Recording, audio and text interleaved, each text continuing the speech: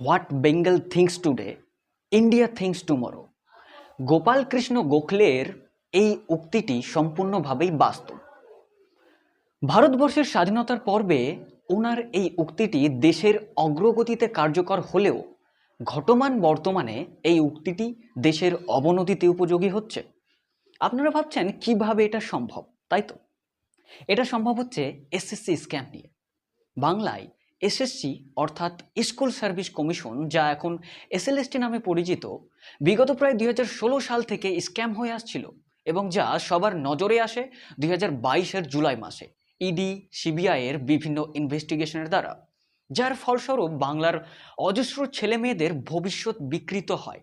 ঠিক একই রকমভাবে 31শে জুলাই 2025-এ আমাদের দেশ ভারতবর্ষে শুরু হয় এসএসসি প্রোটেস্ট অর্থাৎ স্টাফ সিলেকশন কমিশন প্রোটেস্ট। এই সংগ্রামটি শুরু হয় এসএসসির ফেজ 13-এর রিক্রুটমেন্ট এক্সাম নিয়ে।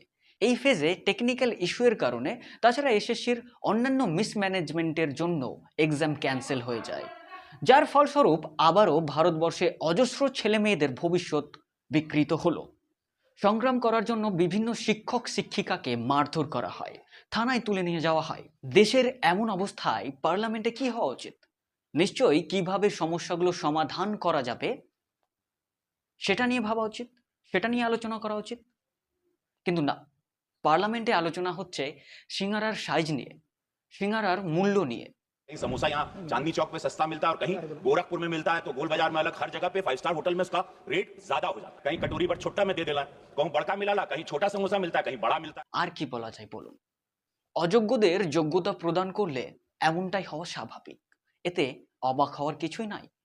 যেহেতু বাংলায় 2022-এ এই ধরনের ঘটনা ঘটে গেছে, আর আজ 2025-এ গোটা ভারতবর্ষে ঘটছে, ঠিক এই কারণেই বলছিলাম what Bengal thinks today, India thinks tomorrow.